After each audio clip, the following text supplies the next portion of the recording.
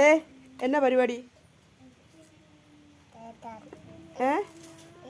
ചൂല് കൊണ്ട് അവിടെ കൊണ്ടുപോയി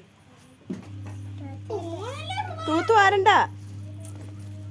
ഇച്ചാപ്പി ചൂല് കൊണ്ട് വയ്ക്കാൻ നീ തൂത്തു വാരണ്ടെന്ന്. ഡേ ഇച്ചുകൂട്ടാ വടി എടുത്തുകൊണ്ട് വടി ആയിഷ അവളെ അടിക്കാൻ. നീ തൂക്കണ്ടെന്ന് പറഞ്ഞില്ലേ? ആണോ വടി എടുത്തുനിന്ന് അടിക്കാം അല്ലേ? ഞാൻ അടിക്കാവേ. നിന്നെ അടിക്കാനാ ഞാൻ വടി ചോദിച്ചത്.